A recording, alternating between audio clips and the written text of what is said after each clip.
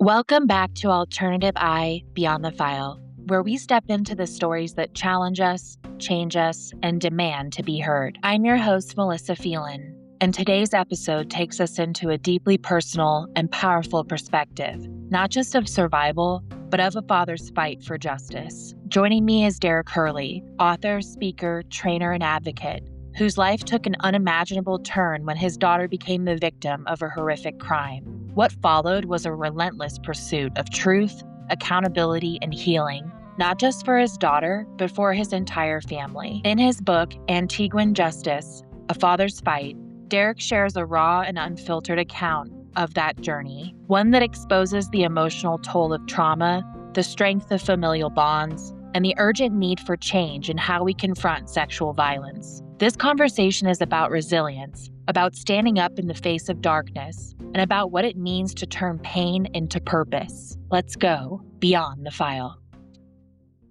Thanks for having me, Melissa. Absolutely. And Derrick, we've gotten to know each other a little bit over the last year, and it's just been so incredible to have you in my life. Not only are you a great friend, you have so much knowledge. I'll just say I feel the same way. I will just say the knowledge comes when you get forced to get in a situation that you better learn stuff, which is what happened to me when it comes to this specific thing that we dealt with. But you've been doing this stuff for a while, so you certainly understand what I mean. I do, and that's why we have so many common we just it's kinda like, they say birds of a feather stick together. You and I, we're Yes, kinda cut from the same cloth in a way because we've been made into who we are by life experiences, and we make the most of it. I could that's safely say that. yeah, I agree. Well, Derrick, with our intro, our audience learned a little bit about you, but what I really wanna talk about is where you've come from and where you are today. And I know that what you experienced within your own family really shifted all of your lives. And before this happened, Derrick, who were you? What was your life like? Yeah. So I have, as you know, three daughters and a wife, and we're a really close family and very faithful. My kids went to Christian school for much of their schooling, prior to college. We worked hard. What everybody wants to do is, provide a better life for the kids. I worked a lot of hours. I mean, 40-hour week was a short week to me. It's just how I am wired. Some people might have called me a workaholic from time to time, but I was just trying to do the best I could and make a decent living. Part of that work required a lot of travel. People think that's glamorous or whatever, and to be honest, you could be at a hotel a mile from my house and it kind of be the same because you're going somewhere and staying in a hotel most of the time, going back to the airport.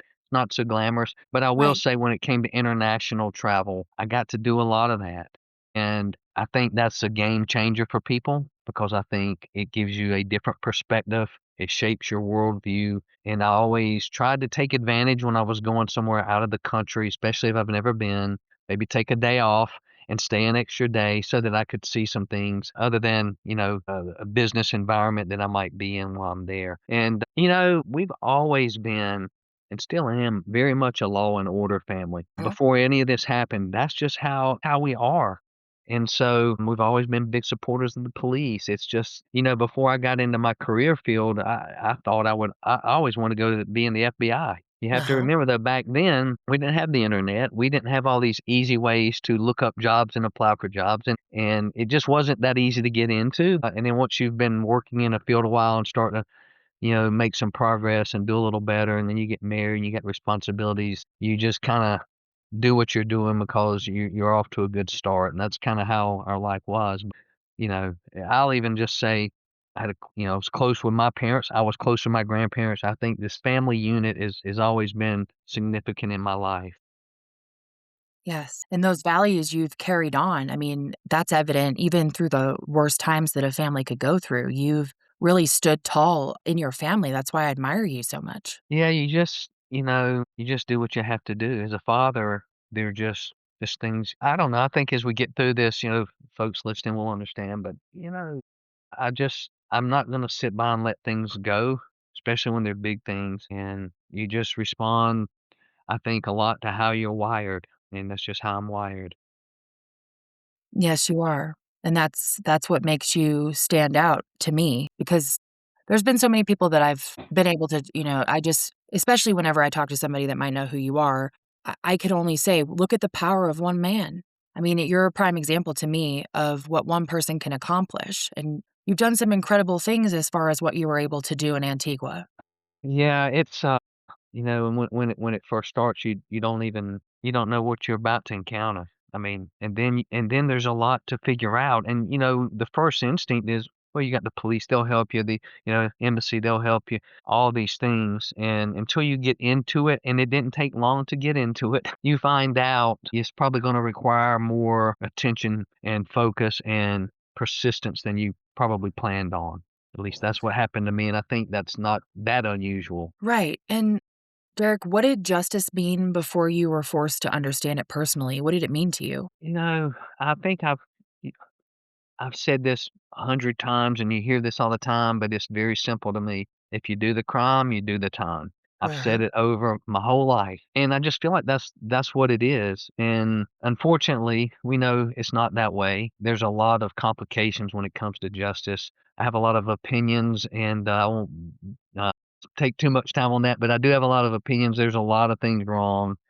And over the years, I've watched it change over the years, and we've become more lenient in sending people to jail, and keeping people in jail, and that's just a small piece of some of the issues, but justice, it's accountability, and Yes. I think there's something true to, you did something wrong, you broke the law, you've got to you pay for your crime, and I think that's, I'll just say this, my grandfather worked for I grew up in North Carolina, and he worked Uh-huh. for the Department of Transportation. He supervised a road crew. The road crew where they met every morning, there was a prison right beside it.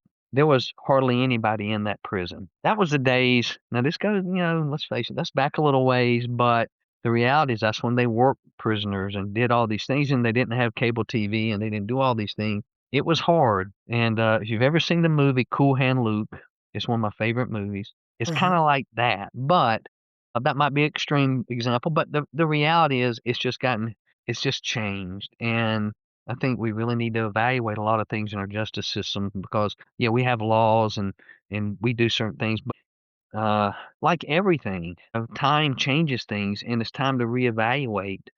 I'll just say this real quick, even on sentencing, this is a big deal to me is sentencing, and if you're talking about, people getting raped, there's a statute that usually says I'll make up the name because statutes are different all over the country and all over the world, but if you get a sentence of 15 to 30 years, the minimum and maximum, how are you getting a 5-year sentence? I don't really get it. People talk about sentencing guidelines and judges have flexibility. I think the flexibility should be between the 15 and 30 years. Oh, yeah.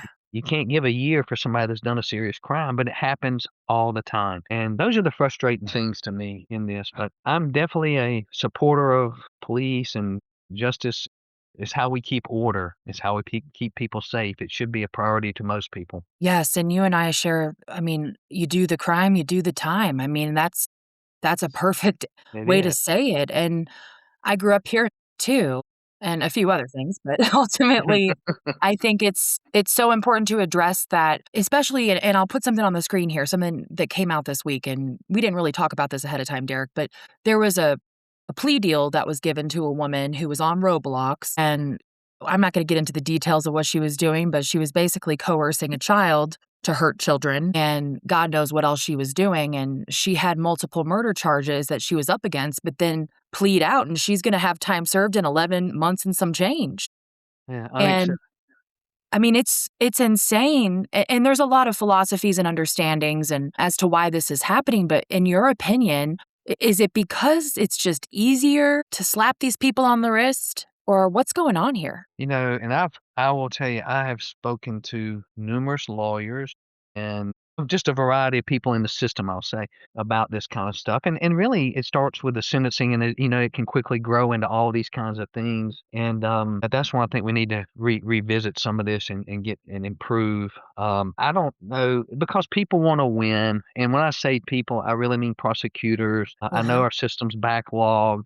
How can we deal with this case and please something out and move on to the next one? I have this thought that is if we don't have enough prisons, there's a lot of empty space in this country. Build some more.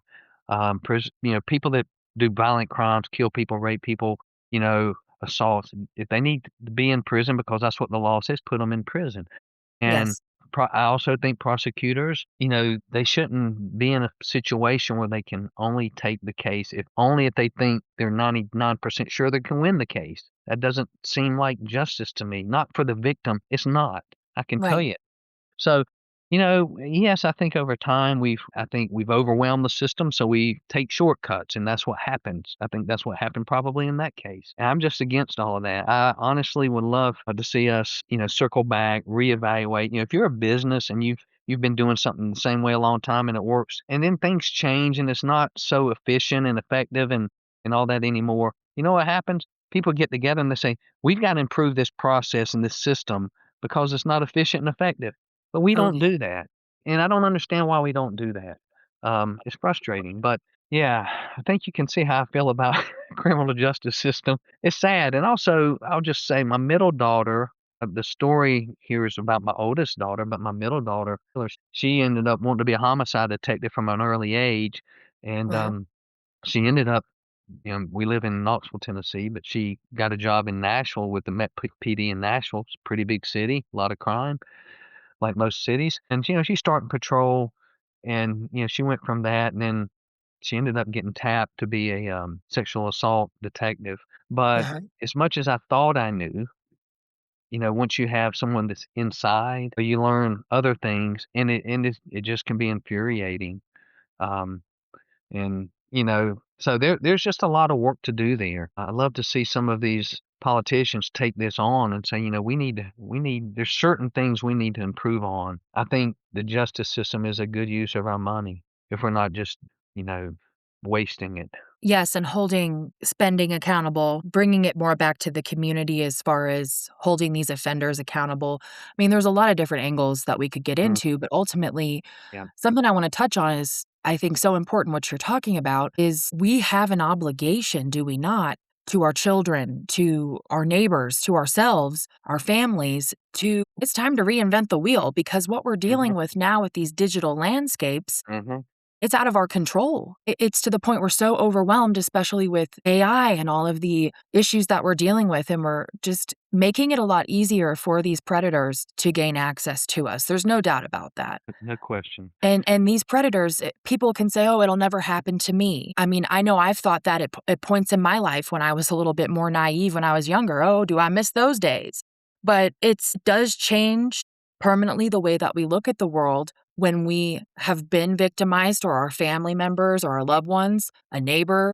I mean, it doesn't matter. I feel as a community, we really do need to do something about it today. My opinion, it really is. Same with me, and was there a moment for you where you realized that your life's trajectory had permanently changed, not just emotionally, but practically? Yeah, through my daughter's case, I think there's probably, and they come right to my mind. So yeah, I think there's three times, and I'll just explain. The first time actually when we got the call, it was a Wednesday night from Caitlin, basically saying that she had been raped. It doesn't take long. It doesn't take long for that to come to your mind that this is going to change our lives. For sure, Mhm. it's changed Caitlin's already, and it's going to affect all of us, and not just Caitlin, not just my wife and I, but my other two daughters, because how can it not, right? And so Right. that was before anything had happened other than we finding out. I mean, the worst has happened, right? But we find out, but you just know it's going to change your perspectives. It's going to change a lot of things. So right then I knew. The second time, and I'm going to have to explain, if it's okay, a little bit of the story for this next one for the Yes, listeners to please. understand this. Okay. So when Caitlin called us, she called Jill first. Jill's my wife. I'm sure she was more comfortable talking to her about it in the beginning. And so she told her what happened. They got off. It was Skype at the time, and Jill got me and called me back and said, "Hey, here's what's happened." And what we did, after trying to let her know that we're behind her, that it's not her fault, and all these kind of things. I mean, she was drugged and raped for people that just hearing this by a UK police officer in Antigua in the Eastern Caribbean. So we told her, call the police and go to the hospital. And I just want to kind of explain the hospital in Antigua's. We love Antigua, great island. She was at a Antiguan school, not a U.S.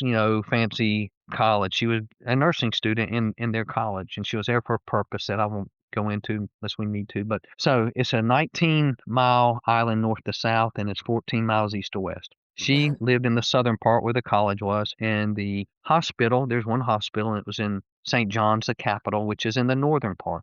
But, when 19 miles to tip. So, it's a 20 to 25-minute ride depending on traffic. So she drives to the hospital, and it's, probably, it was the time of year, I think she was an hour ahead of us. And so it was getting pretty late her time, probably, 10:30 at night. So she goes to the hospital. She's called the police, and I just have to tell you this because these are key things that happened that shaped a lot of this. So she gets there. The head of their sexual assault unit met her when she came in and took her to a room for privacy and all. And she needed Caitlin to tell him what happened.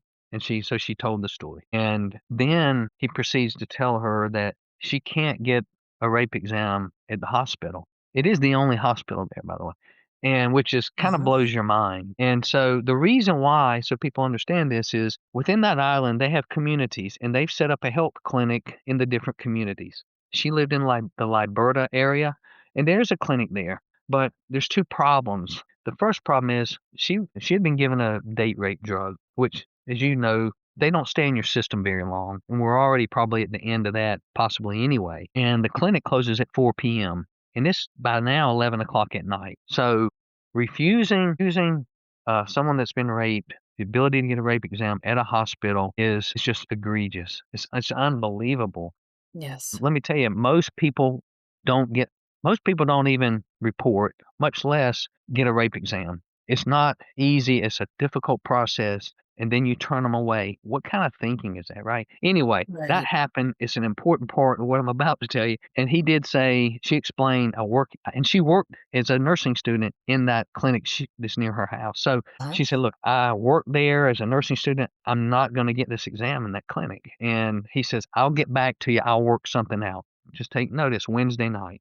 Okay, while she's doing that, I'm booking my wife a flight to get down there. We thought it best for her to go for this part because Kate was going to need a lot of support, and she was going to still have to go through an exam and all these things, and we just thought that made sense. And it was definitely the right call for her to go, and she was great down there with Caitlin. So here's the next thing the second part that I need to tell you about. Jill gets down on a Saturday because, well, it was late already, almost Thursday night by the time we booked the flight, or Wednesday night, but you couldn't get there easy from Knoxville, Tennessee. It was just she wasn't going to get there much quicker than Saturday, so we just got her Saturday flight straight through Atlanta to Antigua. Caitlin still had not heard back from the head of the unit on the exam. So now you've gone Thursday and Friday, 3 more days, nothing. So they start making a plan Sunday of what all they need to get done during the week, and that's kind of what their plan was.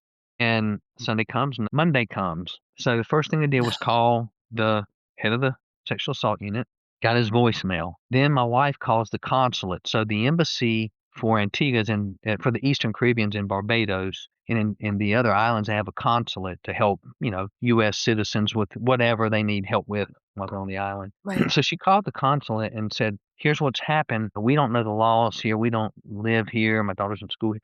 What can you give us some advice? And basically the advice she gave her was to not call the U.S. Embassy, to not call them. And it took my wife by surprise. She says, wait a minute, did you say not to call them? Because that's not what you're thinking. That's not why you reach out, right? And she said, look, if you call them, they're going to try to take over, run roughshod over the local police. Then the local police is not really going to help you the way you want, and you're not going to get the results you want. Okay, kind of made sense. So we took the advice, which did turn out to be good advice. So that night, now I didn't know any of this during the day. When Jill calls me that night to update me on the day, first thing is I said, how was the day? I was kind of anxious. And she said it was horrible. And I'm like, well, tell me about it. So she actually told me in reverse order. She first told me about what the police, I left something really important out.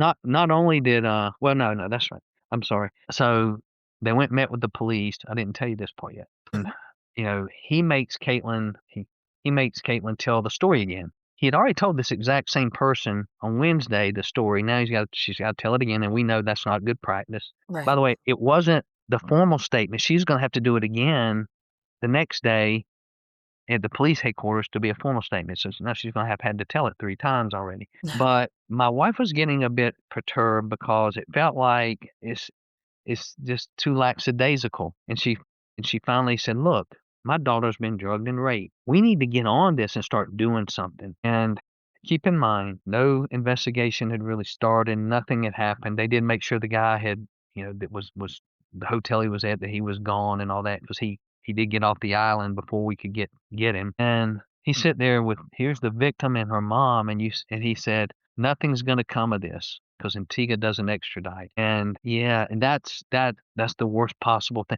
I will tell you this, even if that were the case, you don't tell somebody at the very beginning that, do your investigation like you would always do it. By the way, the UK, a lot of vacationers from the UK go to Antigua. It used to be colonized by the UK. They follow UK laws. So, it's not uncommon, but, if he happened to come back, you could get him then, right? But just to take this so haphazardly, in my opinion, unacceptable. But that's what they dealt with today. And then she calls me and she tells me that, hey, Detective Hope said nothing's going to come of this. And my immediate response was, we'll see about that. And Damn right. then she told me about the consulate, and I was equally as blown away, because now it's starting to get real for me. And at that point, to answer your question, I know it's a lot, but you kind of needed some context. I knew Absolutely. then it was going to definitely change our lives, because look at what we're facing. Maybe no justice, which was going to be unacceptable for me. And everybody we've reached out to is basically stiff arming us, Uh-huh. I had to get off the call actually kind of quick that night, because I was about to lose my mind with that statement. That's the worst. Outside of Caitlin telling us what happened, this was the worst night by far that I had. And I got off the phone, probably had a good 5 to 10 minute emotional breakdown, and I was really worried about Caitlin. It was in my mind, all I could think about was, what is this going to do to her life? Yes. So anyway, once I kind of got through that, shook it off, and basically and I can remember this very clearly. I just said, well, I'll just say fit, and you know what I Uh-huh. mean. I said, I just told myself I'm going to have to drive this myself. And Yes. that was a moment there when I knew that it was not only going to change my life from this happening, but this is going to somewhat consume a lot of my life, because there's nothing but a gigantic mountain in front of me. I got to figure out how to climb. Not really Right. knowing how to climb too. Right. So, Derek, was this the moment that you realized that doing nothing was like, that wasn't even an option? You weren't just going to listen to that. You're not going to tell Derrick Hurley that this is all there is. I will say this, when she first called us, I knew right then we were gonna do something. But yes, when this happened, I'm like, "Oh, no, no, no, no, no. This is not how this is gonna end up." And I just didn't know, how much I was actually gonna have to get involved on the first Mhm. call. But when that happened, that kinda took that that kinda answered the question for me, that I know I'm gonna have to get extremely involved in this. And then I had to figure out where to start, right? But I knew early on. I mean, literally, we got the call on Wednesday. I did a lot of stuff, in between then and Monday and all. But that Monday call was really devastating, because I was, counting on people to do their part. Yes. You know.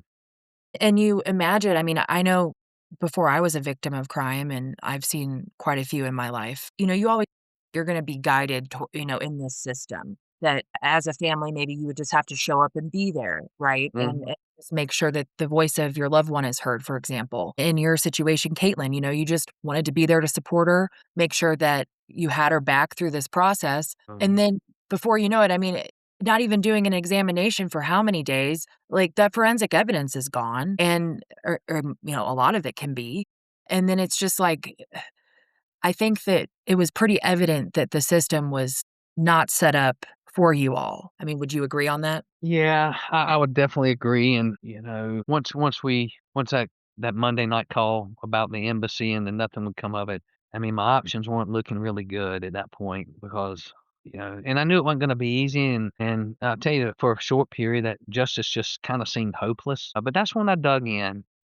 When I kinda got to it. And I know through this discussion, I'm gonna say some negative things about Antigua, and I just wanna be clear about this, because we love Antigua, and Caitlin would tell you it's her second home. It Uh-huh. just happens to be the worst thing that ever happened to her happened on that island by a non-islander at that, because the perpetrator was from the UK. And, they could have not taken the case. They could have not taken the case, but they did. But boy, they have a lot of work to do, and there was just a lot of mistakes. And to be fair, and I give them, and I've talked to them I know all those people down there at high Right. levels, and I've told them, I said, look, I know there's negative stuff here, but in the end, I give you all the credit because you could have just said, no, we're not going to do this extradition. So I take it with a grain of salt. I just had to endure some really difficult situations through this multi-year exercise. It was brutal, but there was a lot of things that could be changed. So many things. I could make a long list, and I have had discussions post all this with some of the people in Antigua. So,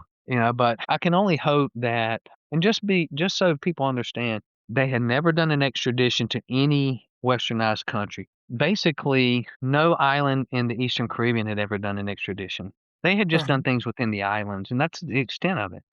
So it was just so difficult to get your head around because, while they took it forward and they had a treaty, they Uh-huh. hadn't clearly defined the roles. They hadn't clearly defined, okay, at this point, this is your responsibility and all. So there were a lot of mistakes. It's a very technical process, and I learned more about it than I'd ever really want to know. But in the end, we got it done. I guess that's all I can say. But yeah, there's a lot of work to do, and I hope they've learned some things from it. And so much so, I'll just tell you this: after it was all over, I think it was probably late summer 2022, maybe. I did a webinar with one of the folks from the UK embassy that Uh-huh. was involved in the case, and we had a call with they have this, I'll say, judicial group, which is judges and prosecutors and people like that, because they all wanted to hear about the case. And so I did a couple of hours with them on a webinar because none of them had done this. And I can only hope that we laid the groundwork so that the next person that has to go through this, it's not going to be what we went through. Yes, especially if these predators like this man from the UK, this police officer, someone who could easily build trust, right? "Oh, I'm a police officer. I'm here on vacation," whatever. Do you think, Derek, that he went to Antigua because he understood sort of the laws, or had some idea? Is there anything involved with that as far as this case was concerned? No, he was on the island with his family actually for a wedding. Oh, wow. That's why they were there. But I will tell you this, he planned this. There's zero doubt in my mind, and I think anybody that sat through that trial would probably say the same thing because there's no doubt he used a date rape drug. He Mhm. had planned it all. He knew what he was doing, and I was very confident that he had done this before. Yes. Obviously, I had no proof of it, but since I raised it, I'll just tell you. Later in 2019, Caitlin got a message. I think it was on Facebook or one of the social medias. I think it was Facebook at the time, from a young lady in the UK, and she was just validating, is this the Caitlin Hurley from the case in Antigua? And she said, yeah, because there was a big article on CNN, and she had seen it, and even though she was in the UK, and basically she said, I just wanted you to know that he got me too. I was just too afraid to come forward. And it just validated. We knew it, but it was just validation that what we anticipated was exactly right. There's no telling how many people he's hurt, you know. But Right. Yes. And you were told from an early on in this investigation that international justice just wasn't gonna happen, that it was out of reach. How yeah, did you end up breaking down something that big into manageable steps? yeah. So I basically had to just start where we were. I mean, I've been in business for a long time. I've done a lot of things, and I'm a pretty smart guy, I'd say. And so I just had to start where we were, which that night I got that call is when I start, right? And the Uh-huh. first thing I did even then was get on my computer at 11:30 at night and stay up half the night researching this treaty thing because I had a hard time believing they didn't have a treaty because if they didn't, probably no one in the Caribbean had one, and I just can't see that being the case. So I researched. It took me a little bit to find it. I found it. Then I Uh-huh. read it over and over till I understood everything, and I felt, well, I don't see why this doesn't fit. And I went and researched the sexual offense laws. Is the 1995 Sexual Offense Acts is the law in Antigua around the crimes, and I found the crime that was appropriate, matched it up with a treaty. So because before I said anything, I needed to know what I'm talking about. So I read all that stuff thoroughly and was prepared to go forward. And so I started there. Once I will tell you, I was hopeless that Monday night until I found that treaty, and it kind of sparked that flicker of hope in me. And that's when I really, like I say, I dug in. I knew here. So basically, here's what I did. I had to convince. My first thing was going to be I have to convince the commissioner of police to make a recommendation for extradition to the attorney general. I knew that was the first thing. The rest of this I had to figure out. I actually had to figure that out. I didn't know who. I didn't know who that would have to go to, but that's who it had to go to, and it made sense. So also, I knew that I needed to get uh, to the UK, not get physically there, but get to people there and file an internal complaint. The day Jill flew down to Antigua on that Saturday, I reached out to a friend. I happened to be working for a UK company at the time, which kind of worked in my favor, to be honest. But I've worked for a few over the years, and I have a friend there that had some experience in community policing, not something like Metropolitan London policing where the perpetrator was from. But I called him and talked to him a little bit on the Sunday and trying to understand what he thought. I said, I want to get a complaint on the book somehow because he's going to do this to other people. And I know this is going to take a while, but I don't want him hurting other people and I figure that guy thinks he's home free once he got up in the air on that plane. I'm Correct. sure that's what I think he was blown away that somebody was coming after him. Yes. But anyway, he explained to me there's a non-emergency number and that since he's not a policeman there, but police still have conduct policies they have to follow, call them and say you want to do a misconduct, file a misconduct complaint on them. At least it flags them in their system, right? And it starts the ball rolling. And this, honestly, I did that on the Monday. That's probably about the same time Jill and Caitlin were talking to the consulate or to the police. So I'm doing this while she's down there, right? So did that, filed that, right? And now things will at least get moving over there a bit. And just so you know, someone senior called me the next day from the police, and we went through it all. So I had the UK now aware. They actually assigned somebody to it because they'll end up having to do an internal investigation because I filed that. So okay, that's happening. So I talked to the police commissioner. Then it has to go to the attorney general. Then the DPP, the director of public prosecutions, involved. Eventually, it's got to go to the Minister of Foreign Affairs. That's who sends it to the UK and the Crown Prosecution Services group in the UK that deals with extraditions and things like that. And so I knew then I need to know the process. I need to know the flow. So the next thing I did was either from calling people in Antigua or researching online, found out who is the attorney general, who is the public prosecutor, who's the minister of foreign affairs, got their names, and through a multitude of ways, I got their phone numbers. Because I had a feeling, I'm going to have to manage this thing through. In the UK, I cannot communicate with the Crown Prosecution Service because they represent Antigua, not Caitlin. But until we get to extradition submitted and accepted, it doesn't matter anyway. But I kind of understood the process then. And I'll tell you from there, I worked like a project manager on this. Uh-huh. I mean, I knew the task, I knew the flow, I knew who was responsible for the task, and I tried my best to find out the status of the task as we moved through the process. I call somebody up, depending on where we were in the process, every 2 to 3 weeks to get an update. I didn't want to bother them too much, but I also felt like, we deserve to get updates on where we are. And 2 to 3 weeks seemed to be the norm. Most of the time, everybody was polite. They all took my calls, and most of the time they weren't done when they thought they would be because I asked earlier on about how long you think before the next steps, before you through with this step, and it's usually 2 to 3 weeks. I said, okay, I'll check back with you then, and I did. And usually they weren't done, so it was another 2 to 3 weeks, and that was just what I went through. And a lot of times it was in parallel with other tasks going on. It's complicated, and Antigua had never done this before, and so it's not surprising that they made some mistakes along the way, but they did cost us a lot of time. There was one situation I had to get remotely involved, kind of a little bit sleuth-like, to get an issue unstuck, trying to get the extradition through. So, I mean, I did what I had to do. I mean, I'm sitting every morning when I get up, I'm trying to figure out what do I need to do today. And I was in that mode until we had an extradition that had been accepted by the UK. And but I had to just work it like like I was the project manager, really. But the first thing was identifying the people, the process, and all that, so that I kind of had a roadmap of how I was going to go about it. And there was a lot of twists and turns along the way, but that's how I approached it because I just didn't know. I mean, I was doing this flying blind for the most part, but I will say, it got us there. It's not trivial. I will say this. I'm going to say that's an understatement. It got us there.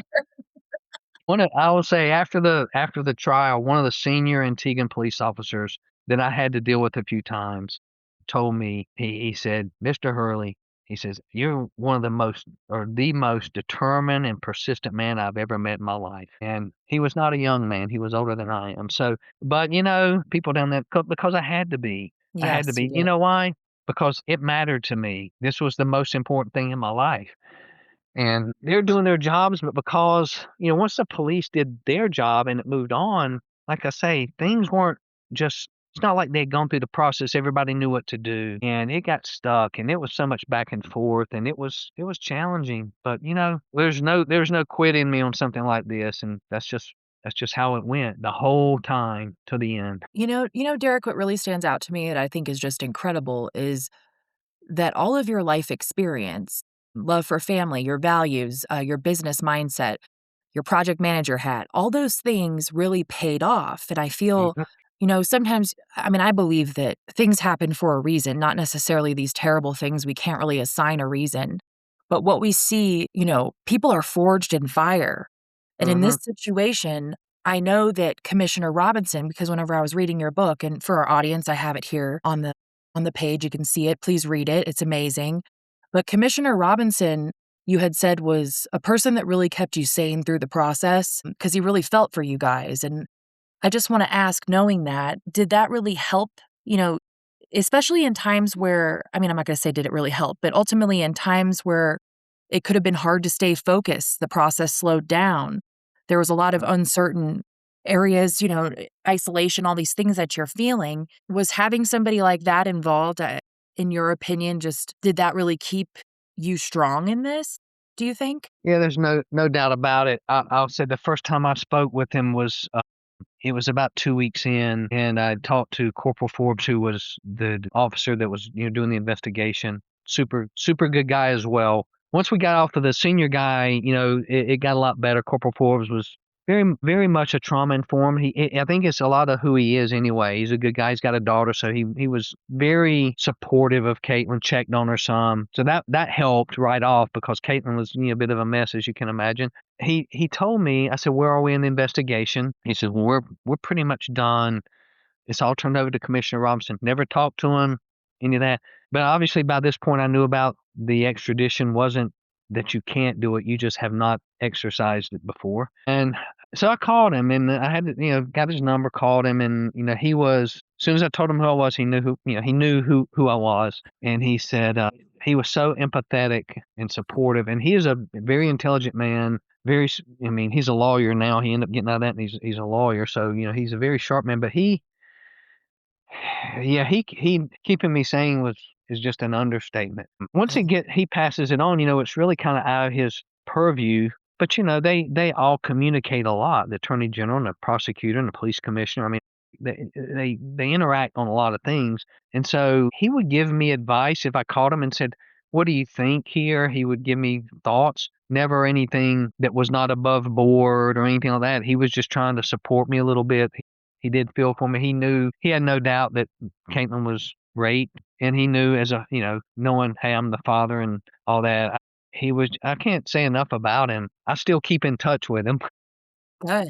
Yeah, he and Corporal Forbes, but those two I stay in touch with, and but he helped me through it for sure, and he didn't realize the impact that he had on me. I don't think until he read my book, and I talk about him a lot in there because he it's hard to explain because this is deep stuff, but he was just level headed, and he Uh-huh. helped me when it wasn't his job to help me necessarily, but he was a compassionate human being, and always was willing to. And Yes.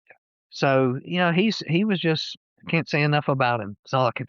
If it wasn't for him, things would have probably gone sideways really early. It's just what I think. And he wasn't, his opinion, I think, mattered to everyone because he was a well-respected man. Uh-huh. So thank goodness, he was on my side. Yes, and I give thanks for him, ultimately here, even in a public space, because reading the experience that you and your family went through and these key players that came into the picture, without them, it might not have been possible, just like without you, maybe this first extradition never would have happened. Yeah, I've had a lot of discussions around that, and I've had a lot with some of the people in Antigua because, look, I did everything that, in my powers, and I pushed the envelope a little bit, I was always respectful and all this, but even the responses from a lot of people in Antigua, including Commissioner Robinson, they all know and have told me, that I mean, I'm not part of that process, but I had a significant part in making this happen. And it would have died on the vine, I think, which was my biggest fear. If I hadn't have called people every 2 or 3 weeks for years, and that's just what it was. It's just what you do, right? At least that's what I do, because this is my daughter and it's her life, and I was certainly less worried about my life at this point than I was hers. Yes. Derrick, once y'all received justice, I guess, whenever we got the extradition and he is facing the prison, right? And I know that there was kind of quite a bit of a selection. I remember reading about it. You had talked about how you guys were considering, what is it, the 1735, and how horrible of a place it is. I'm Yeah. hopefully gonna get some pictures of it on here. Yes, And I remember yes. you said Y on here, yeah, 'cause I wrote it down, you know, you said, "I would not like to see someone I knew locked up in that prison, but I would have been thrilled to see him there," right? And so absolutely. when you finally got that justice, like, what does real accountability really look like beyond punishment for you? Well, first of all, I'll say that he got 15 years. The sentencing for that crime by the statute is 20 years to life. There Uh-huh. were a lot of things that would have pushed it up from 20 years. Caitlin had a lot of damage, physical damage. It was not good. And, I was not happy with the sentencing. I was thrilled with the judge. I thought he was incredible, but I don't understand. This is back to what we started with. I don't understand some of that. Sentencing guidelines, I don't even understand, and I've had asked half a dozen lawyers to explain it to me, and I don't think any of them have really been good at explaining it. But just follow the statute, and I'm happy. But anyway, think the accountability. He would never admit it. I'm pretty sure he told his family a story, and he did not want to go back on that. But I just want to put this in perspective. When we show up for that trial, my whole family, me and my wife, my other daughters. By the way, for 4 years, because we're at the 4-year mark when this trial ends. Nobody in my family outside of my immediate family knew about it. We did Uh-huh. not talk about it. 5 people knew about it outside of law enforcement. Now in the UK, it was in the paper every time somebody sneezed on the case. But my daughter had anonymity, and when somebody says we can't afford for this to get in the papers from our side, really, we locked it down. I'm not sure that was the best decision, but that's what we did, because I wasn't going to be the one with all this work to screw it up. But ultimately, when we got there, it was us, also a close friend and co-founder of E-Rock, Annie Clark, went with us. She was an incredible ally and support for me and for our family through this process. And so she went. The two police officers from the UK that were on the case that I worked with for 4 years, they showed up because they had to finish their investigative part and give an assessment of the trial and where things stood to make a decision. Because in the UK, here's how that works. Because this is the other thing that you don't know until you're involved and you find out. So he gets this complaint filed, a warrant issued for him. Right, this is how you start the extradition. You get suspended duty. Now they can suspend him and he stay home, or they can put him on a desk job, because either way they have to pay him for all that time. Wow. And I hate that, because why are you paying this guy? I mean, it's kind of bad for a police officer to be, facing an extradition stuff. And so obviously he had told his family a story that wasn't true. So we're all there. The embassy had somebody there, because eventually I did have to talk to the embassy. The UK embassy had someone there. She was involved in the whole prison thing at the end. And the detective that worked the case. So on our side, we had a number of people there, right? There was 0 people on his side. No Mhm. family, nobody. And the funny thing is, his mom and apparent girlfriend at the time came to see him the week before, but they left. And all I can think is he didn't want them to hear all the real evidence. Correct.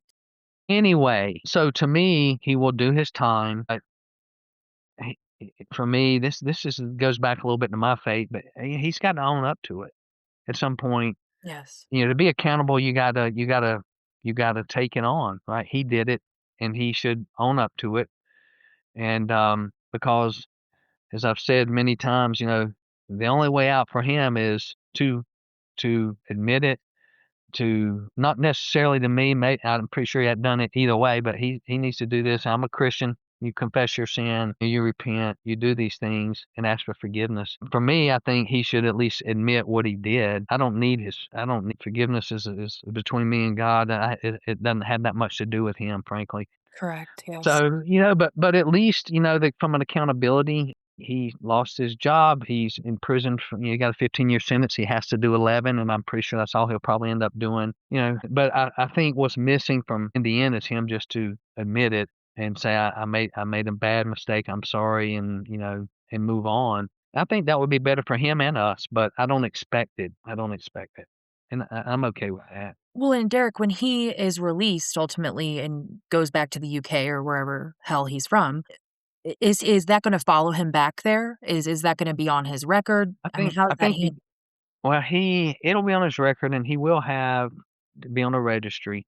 But outside of that, I mean, look, you're a felon. You've been in prison 11 years. It's a bad crime. You're on a registry. He will have to deal with all that. Now, it doesn't mean he can't travel and do those things because he did his time, right? So, you have some restrictions, pseudo restrictions, but then otherwise you've done your time and you can live your life. But the fact is, he's going to be let me think, probably 36 years old or so, give or take a year, probably 36, 37. So the prime of his life he spent in jail, and now he's going to come back, and who's going to hire him? So exactly? he's got a long road, and he deserves a very long road. So, Yes, he does, uh, and I truly hope ultimately that more victims come forward, honestly. I mean, if I had it my way and, that he would have to face that ultimately. I understand the courage that it takes, and you've really cultivated a deep understanding of what victims, families, and silence, how it ebbs and flows through these processes. And, I really want to talk about your experience. And I feel, especially with where you've headed now, your work focuses on trauma informed approaches. And I guess I just have a question I'd like to ask you on this episode, and then we can bring you back and really dig into it if yeah, you'd like. I know whatever you Carrie like. Drobin really wants to talk to you too. But right now, with where you've headed with these informed report, why was that the direction that you chose? Well, is actually a really good question. I had this pull, to get involved. We got involved with a parent group, and Annie Clark.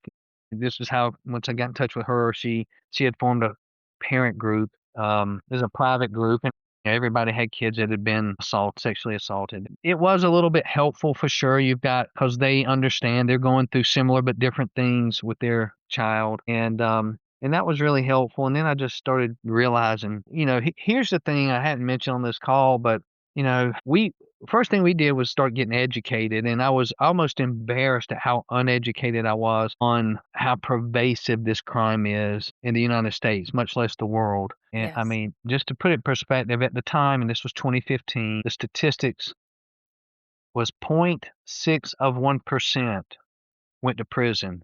0.6 of 1%. Ugh. And it's not that different other places. And so I'm applying that because that's what I know and thinking this is our odds of winning. And on top of that, we have an extradition that has never been done. We were even told it wouldn't happen, and they're going to do it, but they've never done it. I'm guessing we had about a tenth of a percent of chance of winning. Um, and, but we did, right? And so, but during this, everything I'm telling you, all just added more stress, more stress. Toxic stress wrecked me because I spent, 4 years grinding on this thing. Through that, I thought, I don't want anybody else to have to go through what we're going through. And obviously, that's happening every day. So I decided at some point, wasn't sure the right point. I wanted to get involved. I really wasn't sure what I was going to do.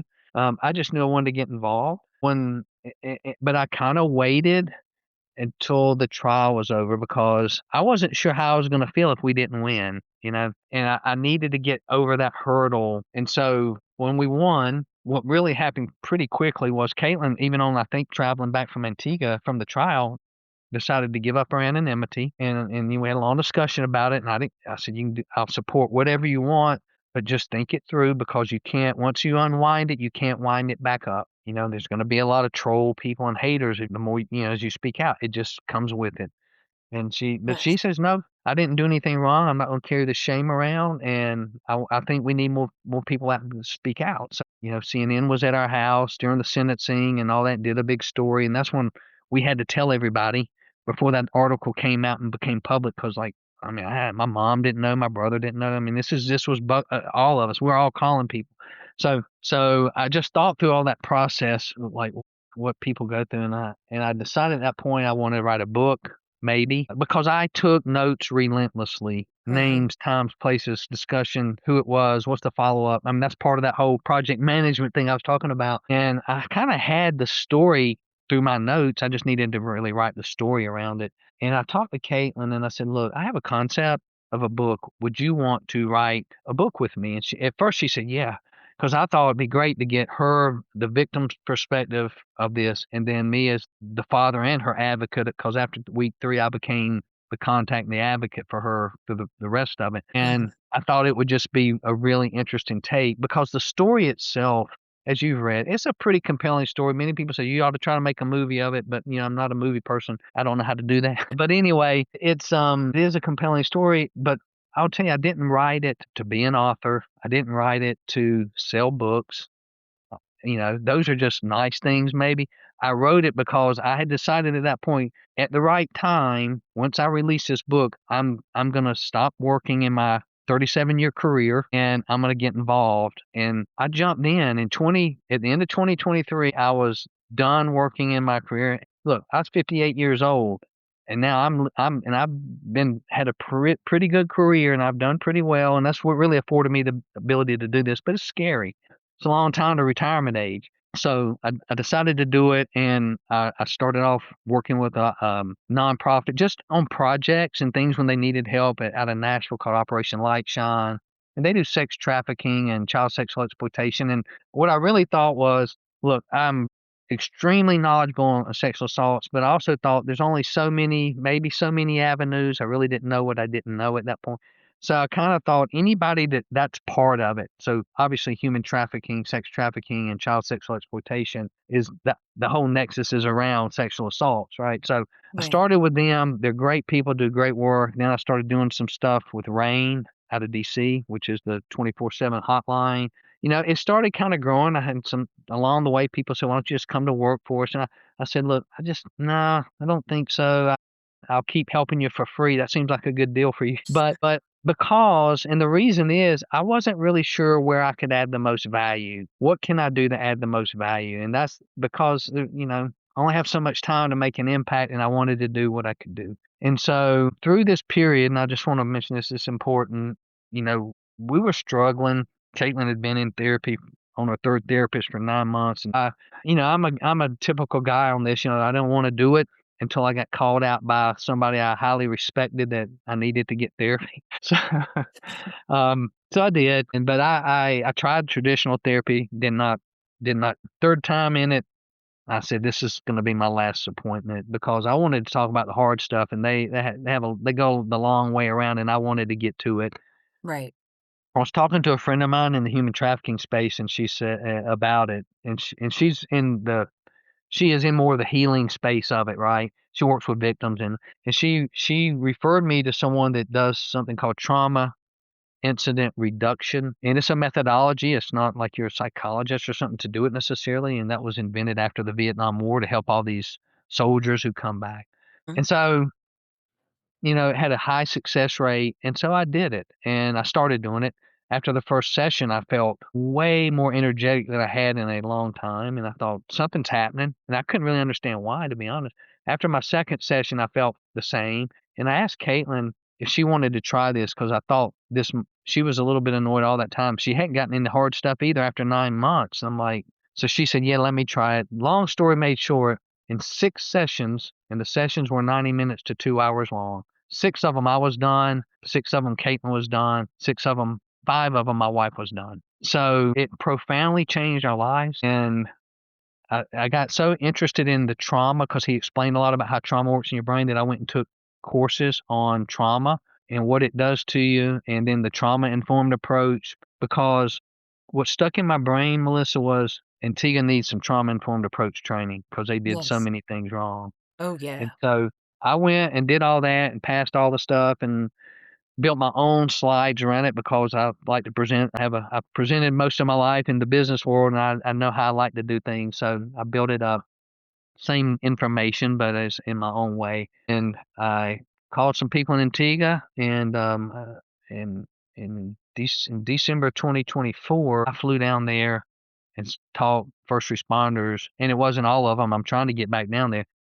Trauma informed approach, and I had so many people in there saying, "Man, we need more of this. We need to train do this a lot for a lot of people." It was very eye opening, and then I thought maybe this is something I need to stick with for a while.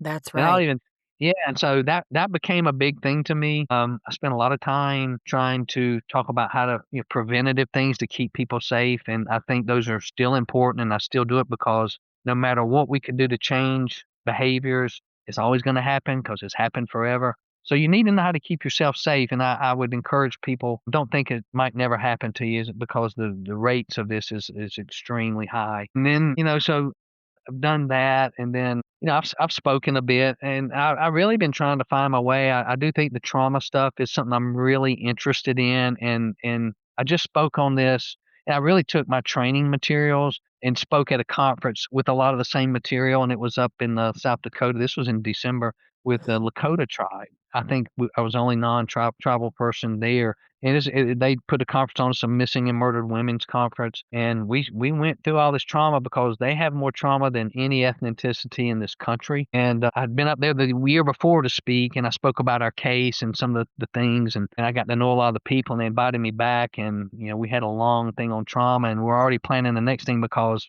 people took to that. It's interesting. The biggest problem there is that I can't really add on the cultural things, right? They need to take this and add some of their own, be it a ceremony or whatever it may be to it. I think Yes. that's part of their culture, and that's great. But I really have got a passion to help them because they are under supported and have the most of every crime. Most the third leading cause of death for women there is murder. So that says a lot. And they have sexual True. assault crime, the domestic violence crime. You can go on, and they're the highest rate in the country, and it's just not right. So I definitely that's something I want to do. And I honestly, and I help a group, another nonprofit called I Have the Right To, and they are where my brain is at right now, outside of the safety stuff and just education. And they're getting into schools and talking to people about healthy relationships, and depending on the age group we're going to do, there's different conversations that you have, and how to say no, and just consent, and all these topics that are important for young people to understand, because in the end we got to talk to young people and get it in their head early so that they can be good people as they grow up. We've got to get men on board because men are the problem, but they are also part of they definitely can be the solution. But we got to get them thinking right. We don't need Andrew Tates. We need Right. good men. Yes, we do. And we need men who are accountable and they hold each other accountable. And before this interview, there's going to be a great one that comes out with Nick and Midah, I think is how you say his name. I don't want to butcher it, but we talk about even men who have been through rape, sexual Oh yeah. assault. And there's so much to get into, but something that I really want to talk about, and I've got about, just so you know, Derek, I got about like two more questions for you. Okay, sure. Seeing what your daughter has endured and survived, I mean, I just think she's such a force. I mean, she's gone on to accomplish her goals and and created new ones, despite all that she's been through. And I think being steadfast through that, it must be a family trait. But I just want to say, I don't know if I have a right to say that I'm proud of her, but I really am. And I think it's just incredible. And I think you're such a blessing to people's lives, Derek, But how is she doing? How's Caitlin doing? And I'm glad you raised that because she's doing great. She is married. She's got a 6-year-old kid, and Caitlin has done one podcast with me, and she's so good at it. She handles herself better than I do for sure, and I don't know how. She is on it, and she really wants to get more involved, and that's why she gave up her anonymity. But it's also hard when you're younger. You got bills to pay. You got a young child. She's got to work right now. Right? We help a lot. We have the granddaughter a lot. After school, we pick her up, during and have her for the afternoon and all. And that's great. But my wife manages most of that, but I certainly do my part. But in the end, she's wants to get to a point where she can get out, talk about it more, and do these things. So if you ever want her on, she would love to do it because she does like this. The problem is, I've done a few podcasts and they asked me, hey, would your daughter do it? She has done one, but she's got a full-time job, and most people want to schedule this stuff during 8 to 5, and it's a little challenging for her to do. But she's doing great. I couldn't be more proud of her. And I just want to say this, I wish everybody would report as well, but I understand why they don't. Yes. And that's a system problem as much as anything. And I've talked to so many victims, and I've had a lot of people disclose to me, and it's tough. But it's a difficult thing for people to get out here and talk. And so do what you can, get support. Caitlin was determined right off too. There was nothing about her that said, I don't know if I want to do this or anything. She was all in immediately with me and my wife. We all had the same belief on this stuff. So she jumped in and did it, and I think she'll have every opportunity to be a force in this because she got on that. I'll tell you, and this is where I started, and I took a little bit of a tangent there, but the trial was a bit nerve-wracking. And here we are, and it was 2019 when we had the trial, and she got on that stand, and she was on that stand a long time. It was not full 2 days, but over in 2 days. We didn't finish the first day she was on it. It went well into the next day, and all it was victim blaming. From the defense. They really didn't have a case, and all they had to do was, they're saying it was consensual. And although we had plenty of proof that that was not the case, because there was a lot of text messages. Well, she told him up front, Caitlin was a virgin, and she said very clearly that she was not interested in that. And the guy's like, okay, not a problem. But then, so he had a plan, but she got everything. What were you wearing? Were you drinking? All the stuff that really was irrelevant. It's hard to sit through that stuff. It is so hard. I wanted to strangle the defense attorney. He was only about 10 feet in front of me. It wouldn't have been that hard to do. Yeah. But I'm telling you, it was hard to sit still. But boy, she kept her composure. She just answered stuff. She did not take anything. He said something not right. She was a little aggressive sometimes in her reply because she wasn't having it. And so I couldn't have been. I mean, she's really been pretty amazing through the whole thing. And I'll tell you, once she got off the stand, and when that day was over, and I'm walking back, and the UK police officers are back there, and Sergeant Linton, he'd been with me the whole time on this whole thing. He was telling me how he sat through many, many of these, and he said Caitlin just did an incredible job. It was just unbelievable. And he said, and she's so convincing. It's easy to be convincing. We're just up there telling the truth, I think, at least most of the time. But yeah, a lot of people comment on how well she had handled herself through the whole thing. But it was brutal. It was brutal for her. Caitlin is tenacious. I mean, and it really takes, I'm so glad to hear that she's a mother and that your family's expanding. And it would be an honor to have her on here.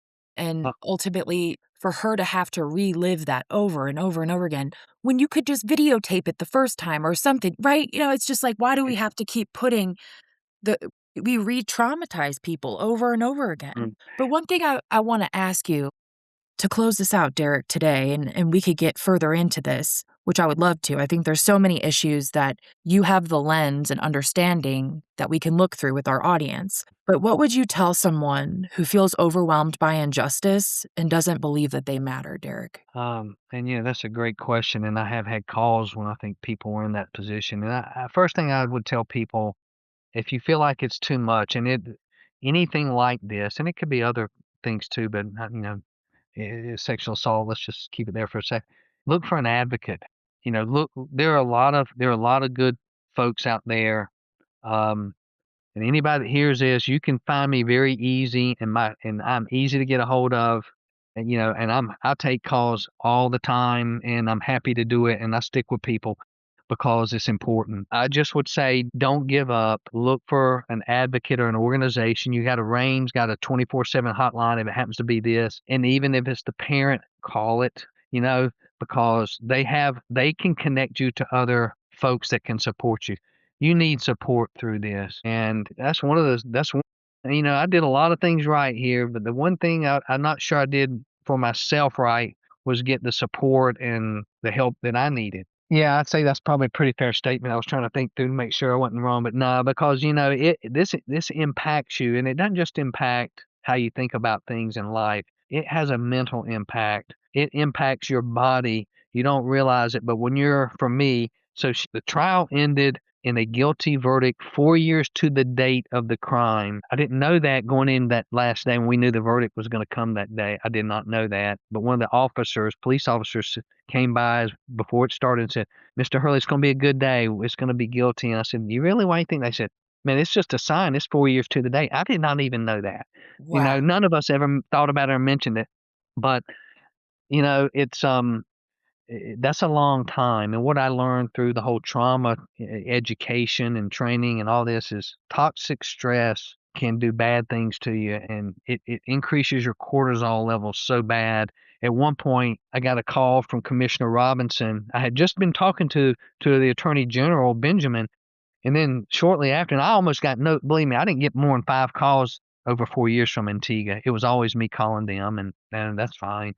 But I got a call, and it was Commissioner Robinson, so I obviously answered right away, and he said, "Hey," I said, "I thought maybe there was some breakthrough or something." He was calling because he had just hung up from the Attorney General, and the Attorney General was telling him he thought I was at a really unhealthy stress level. And I said, "Yes, I am. And I need you guys to help me get through it because this is stressful." I mean, of course I am. I mean, I've been doing this at this point for, 3.5 years. I'm stressed out. I went and got a blood test after that, and my cortisol levels I'll just say they were through the roof. I And bet. and and that does a lot of bad things to your body. And you don't even know what's happening internally is I guess the point. But it's probably not Yes. something real good. I want to say get support early as much as you can because it's good to have somebody in there with you. I have my wife and my kids in there with me, but we all are in the same boat of being uneducated about support and what to do. And so that my first thing is find somebody that's got experience in this, maybe an advocate, because it's hard and you need somebody that can help you through it. And they might just be saying, "Hey, for this, go to this organization. For this issue, go for this," and things like that. But at least they're a bit of a guidepost for you. Don't try to carry it. It's a lot. It's a lot. It is. And I find that from speaking with people all the time that peer support specialists are Mm-hmm. better than therapy for them, right? Because it's somebody who's also been through it and they've been trained and they know how to support people. There are people out here like Derrick and myself, like Caitlin, his family, the Hurleys, everybody. We care about you and we believe you. There are people that will believe you. Don't turn to the wrong people. If your family's the problem, don't lean on them. You deserve the support. Because, and I can't speak for you, Derrick, but I believe that getting justice, it's not just about revenge. This is about refusing to let the truth be buried. And Oh, Caitlin had what it took, and so did you. well, I 100% agree with that, and I like what you said there. I will think you're spot on with that. Get the help. I mean, if I can, do I have time just to say one other thing? So, I was desperate for support for Caitlin early on. She was struggling. I mean, we couldn't find any help in Antigua. We had called Rain. They tried to help us find help in Antigua, but there was just nothing. And I ended up, a long story, but I ended up tracking down Annie Clark because I watched her on a documentary, The Hunting Ground, which is excellent. And I learned went to UNC. I went to NC State. That's my rival school, but I thought she's from North Carolina. I'm from North Carolina. I need to talk to her. And what I was really wanting was someone that could talk to Caitlin that had been through this. And I did get to her. She's one of my closest friends these days. She went to the trial with us. She was a great, just everything. But the whole point initially was for her to talk with Caitlin because Caitlin needed somebody that had been through it.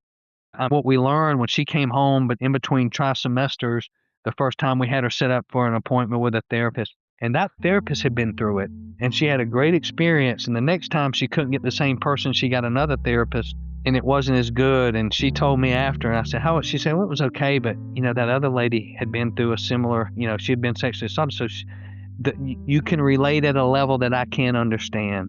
I can appreciate it, but not having been that victim is different." So what you said about that is really important because a peer and part of trauma informed approach is peer support. It's as helpful as you probably as anything. other than maybe a therapist that can really help you through the trauma. Yes, definitely. As we close out this episode of Alternative I Beyond the File, I want to take a moment to thank Derrick, not just for sharing his story, but for showing what it looks like to turn unimaginable pain into purpose. It's been truly meaningful to connect with someone who took a situation that could have devastated his family and instead used it to create impact, awareness, and change. Derrick, your strength as a father and your commitment to speaking out is something that will stay with me, and I know it will stay with our listeners too. And to Caitlin, your courage does not go unnoticed. You are a brave woman with so much to offer this world through your voice, your wisdom, and your resilience. The fact that you chose to stand, to speak, and to fight, it's powerful, it's inspiring, and I'm genuinely excited for everything that lies ahead for you. To our listeners, thank you for being here, for leaning into these difficult conversations, and for choosing to see beyond the surface. Until next time, keep looking beyond the file.